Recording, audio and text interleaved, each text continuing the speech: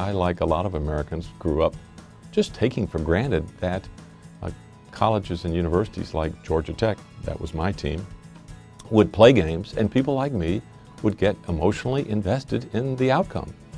But if you look around the world, this is the only country in the world that has universities that do commercial sports. Who might want to read this book? I think there's kind of two groups out there. One is what I would think of as the thinking sports fan, the person who really has a suspicion that maybe this is not the right emphasis for universities, but just enjoys watching so much that he or she is able to put those aside. And the other group is those who are interested in learning about American universities. What this book is really trying to say is, wake up. This is a big part of universities. Why don't we at least acknowledge it? Because by a lot of measures, this is significant. But scholars treat it like it's no more important than the dining halls or the drama club.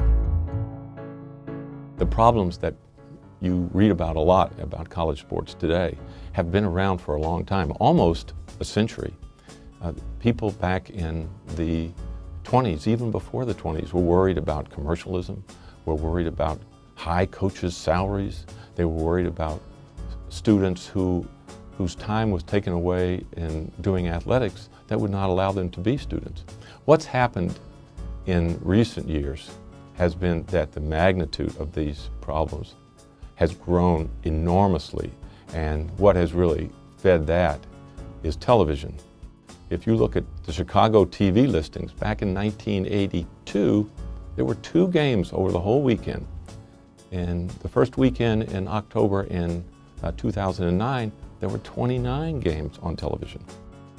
The cost of athletics, big-time athletics, is growing faster than the expenditures on everything else that universities do. In many of our universities, subsidies from students and from the institution are vital to making these operations work. In fact, subsidies from the institution and from students is the most important source of revenue for many college football and basketball programs. The other thing that I guess was surprising about how these teams are making their money is that at the very top, at the Texas, Alabama, Ohio State, Michigan, these kinds of very successful teams, the single most important source of revenue is not ticket sales, it's not television, it's contributions. And to get tickets to these very highly desired games for these very good teams, they require contributions that are tax deductible.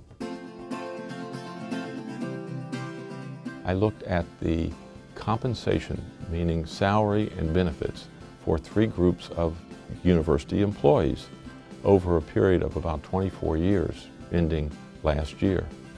I looked at full professors, I looked at presidents, and I looked at head football coaches. And I gathered information for 44 different public universities. After you've taken away inflation, professors' salaries and benefits went up 32%. So we're doing pretty well. Presidents, their compensation has almost doubled. They went up 92% over that same period. But over that same period, the head football coaches' compensation went up 7.5 times. And when I think of the number 7.5, I think that's a very big number.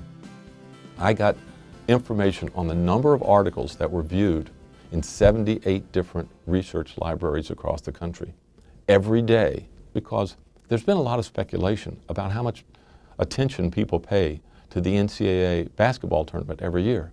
We do our brackets. Even our president does brackets. We sit around the water cooler and we talk about what teams you're going to pick, and we fill out these brackets. And the question is, how much does that affect real work? And so I took the number of articles as an indicator of work and did an analysis for every day from February, March, and April of 3 different years for 78 different libraries, and found that the week after Selection Sunday, the amount of work goes down. But in addition to that, the amount of work goes down if your team wins a big game. So I was able to look at patterns of work in a way that nobody had done before. Last spring in Tuscaloosa, Alabama, they had an inter-squad game that attracted 91,000 fans. Just the depth of people's love for their teams. You find that there are obituaries where people are writing about a loved one who's just died. And you see phrases like, he loved his family, his church, and the Alabama Crimson Tide.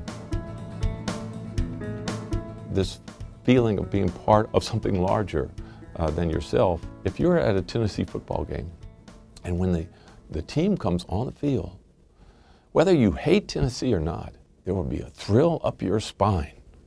There are these two spillovers that can't be denied. One of them is this notion of pride, and I keep thinking of the imaginary Tar Heel fan that lives out in the eastern part of the state who wears his sweatshirt when the team wins. He feels good. And I say, what's wrong with that?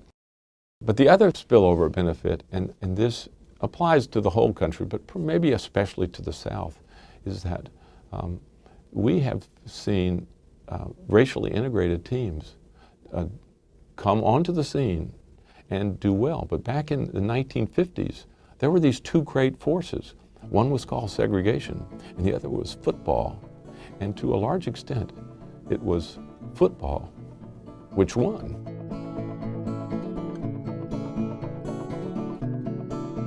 Reform is a big topic in college sports. And I determined early on that what I was trying to do in this book was to try to tell it like it is, to try to be empirical and try to describe the world as I see it, not as I might like it to be. It is a big system that I have to mention that the players are among those who are not getting a fair deal out of it. Reform from within seems very unlikely because the last 8 decades have been unsuccessful. Why it continues, to find that out, you've got to go to the boardrooms where the trustees meet, where the boards of governors meet, where the boards of regents meet. This is where the stakeholders of universities get together.